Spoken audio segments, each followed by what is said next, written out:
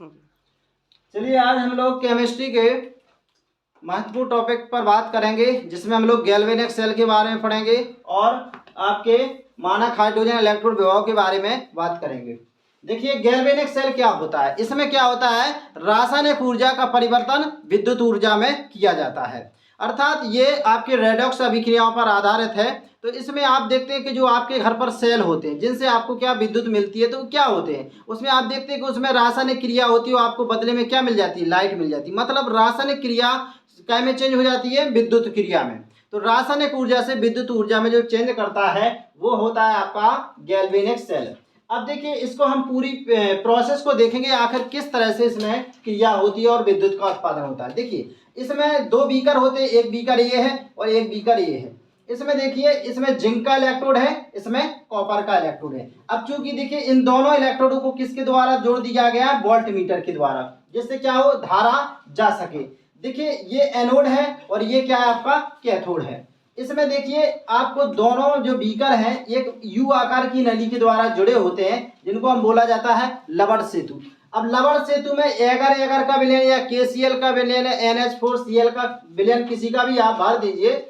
अब इसका काम का आखिर क्या होता है कि इस यहाँ से जो इलेक्ट्रॉन जाएंगे, ऐसे इलेक्ट्रॉन, ये जिंक से इलेक्ट्रॉन जाएंगे और कौन ग्रहण करेगा, यहाँ पर कॉपर इलेक्ट्रॉन आपके ग्रहण करेगा। अब यहाँ पर देखिए यहाँ पर कमी हो जाएगी, यहाँ पर वृद्धि हो जाएगी। इस सभी संतुलन करने के लिए यहाँ पर लवण सेतु ये जुड़ा रहता है। ये क्या करता है, इसके इलेक्ट्रॉन ऐसे ले जाता है और यहाँ से धनायन इस साइड भेज देता है। तो इस तरह से मतलब दोनों में क्या बना रहता है, इसमें फ्लो बना रहता है कि यहाँ से जो निकल रहे वापस इसमें आ जा रहे। तो इस तरह से क्या हो जाता है, पूरा चक्र चलता रहता है।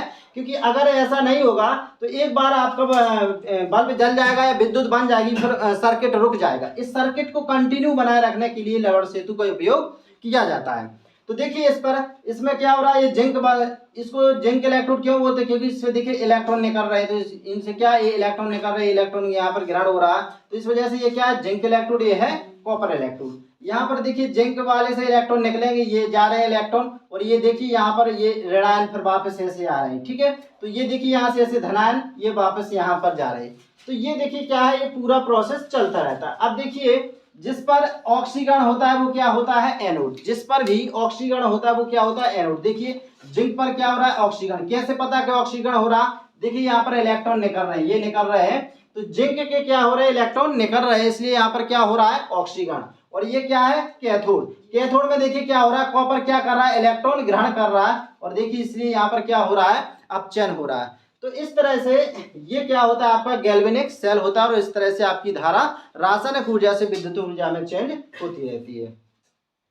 अब देखिए लवण सेतु की आखिर कार्य क्या है, तो देखिए सर्किट को पूरा करना, कि जैसे यहाँ से इलेक्ट्रॉन जा रहे फिर वापस आ रहे, फिर जा रहे फिर वापस जा रहे, ये सर्किट को पूरा करने का काम करता है आपका जो लवण सेतु। तो ये विद्युत प्रवाह में सहायता करता है। दूसरा क्या, ये विद्युत उदासीनता बनाए रखता है, कि इसमें देखिए धनायन और ऋणायन की ज्यादा ना मात्रा हो जाए। तो ये काम कौन करता है, आपका लवण सेतु के माध्यम से ही करता है। तो ये दो इसके क्या हो जाते हैं, आपके कार्य। अब देखिए हम देखते हैं आखिर इलेक्ट्रोड विभव होता क्या है। हम देखते हैं कि इलेक्ट्रोड विभव, तो देखिए इलेक्ट्रोड विभव मतलब इलेक्ट्रोड माने क्या है, जिस पर मतलब क्या इलेक्ट्रॉन की ऑक्सीकरण होता है, ऑक्सीकरण हो रहा है, एक दूसरे पर क्या हो रहा है, आप एक इलेक्ट्रॉन त्याग रहा है, एक ग्रहण कर रहा है। तो कुल मिला के ये कह दी कि इलेक्ट्रॉन त्यागने और ग्रहण करने की जो प्रवृत्ति है, जो गुण है, वो क्या कहलाता है, आपका एकल इलेक्ट्रोड विभव कहलाता है।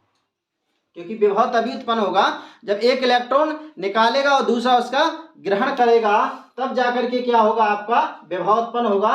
तो इलेक्ट्रोड द्वारा इलेक्ट्रॉन का त्यागना और दूसरे के द्वारा ग्रहण करना, ये कहलाता है आपका एकल इलेक्ट्रोड विभव। अब देखिए दूसरा हम लोग देख लेते हैं विद्युत वाहक बल, EMF। विद्युत वाहक बल क्या कहते हैं, तो देखिए आप देखते हैं एक कैनोड है और एक क्या है, कैथोड। सॉरी यहाँ पर हाँ ये कैथोड, दूसरा क्या है, कैथोड है। तो आपका जो एक एनोड पर उत्पन्न विभव और कैथोड पर उत्पन्न विभव, इसका जो अंतर होता है वो कहलाता है आपका विद्युत वाहक बल। कैथोड और एनोड पर जो विभव उत्पन्न होता है उसके अंतर को क्या बोलते हैं, आपका मानक विद्युत वाहक बल अर्थात EMF बोलते हैं। अब देखिए आखिर मानक इलेक्ट्रोड विभव होता क्या है, तो देखिए मानक इलेक्ट्रोड विभव एक मानक है, कुल मिला के एक मापी गई मात्रा है, ताकि उसके द्वारा आप दूसरा अगर कोई इलेक्ट्रोड लगाते तो उसकी आप उसका विभव ज्ञात कर सके। तो कुल मिला के एक पैमाना है ये। जैसे हम किसी वस्तु को मापते तो एक साइड बांट का यूज करते तो वो क्या है, एक पैमाना है। तो इसी तरह से ये क्या है, मानक इलेक्ट्रोड विभव एक प्रकार का पैमाना है। तो देखिए जब आप क्या 25 डिग्री सेल्सियस पर 25 डिग्री टेम्परेचर होना चाहिए और मात्रा क्या होना चाहिए इसकी, 1 मोलर। 1 मोलर आप धातु का जो विलयन है उसमें आपने जब कोई छड़ डुबोगे, कितना विलयन है आपका, 1 मोलर वाला सांद्र वाला विलयन है, टेम्परेचर 25 डिग्री सेल्सियस है। जब आप उसमें कोई भी धातु का इलेक्ट्रोड डुबोगे तो उसके मध्य जो विभव उत्पन्न होगा, किसके उत्पन्न, विलयन और आपका जो छड़ है उसके मध्य जो विलयन विभव उत्पन्न होगा वही कितना क्या होगा, आपका मानक इलेक्ट्रोड विभव होगा। और मानक इलेक्ट्रोड विभव का मान क्या माना जाता है, शून्य माना जाता है। मानक इलेक्ट्रोड विभव का मान शून्य माना जाता है। अब देखिए बात हम कर लेते हैं मानक इलेक्ट्रोड विभव कैसे हम ज्ञात करेंगे। तो देखिए इसमें क्या करते हैं, सबसे पहले आप देखते हैं एक बाहरी एक बीकर ये आपको दिख रहा है, पात्र दिख रहा है। अब इस पात्र के अंदर आप देखेंगे ये एक वाला ये आपका अंदर ये पात्र है। तो इसमें देखिए एक ये आपकी ये ऊपर की कॉपर की छड़ है, नीचे ये कौन सा पारा वाला विलयन भरा है, इसमें Hg मरकरी भरा हुआ है। इसमें देखिए एक इलेक्ट्रोड होता है, ये प्लेटिनम का इलेक्ट्रोड होता है, उस पर प्लेटिनम ब्लैक ही लेपित होता है, इस पर प्लेटिनम ब्लैक लेपित होता है। अब देखिए ये वाली जो पूरा उपकरण है ये पूरा किस में रखा रहता है, एक कांच की नली में। देखिए ये कांच का पूरा खोल है, ये वाला बाहरी ये कांच का खोल है, इसमें रखा रहता है। अब आप क्या करेंगे, इस कांच के खोल के ऊपर देखिए आपका मतलब यहाँ से आप हाइड्रोजन गैस को इसके अंदर भेजेंगे। किसको भेजेंगे, हाइड्रोजन गैस को एक वायुमंडलीय दाब पर। जब आप इसमें भेजेंगे इस गैस को तो कुछ गैस को जो प्लेटिनम ब्लैक है ये क्या कर लेगा, अवशोषित कर लेगा। कुछ हाइड्रोजन गैस को आपका ये प्लेटिनम ब्लैक अवशोषित कर लेगा और कुछ को जो कुछ क्या हो जाएगी, या अवशोषित नहीं सॉरी अधिशोषित। अधिशोषित का मतलब क्या होता है कि उसकी ऊपरी सतह पर ये मतलब अधिशोषित हो जाती है। अवशोषण अधिशोषण में अंतर होता है। अगर पूरी समान मात्रा में अगर जा रही कोई अवशोषित कर रहा है तो होता है अवशोषण। अगर ऊपरी सतह पर अगर कोई पदार्थ सोखा जा रहा है तो वो होता है अधिशोषण। तो इसके द्वारा क्या की जाती है, अधिशोषण की जाती है H2।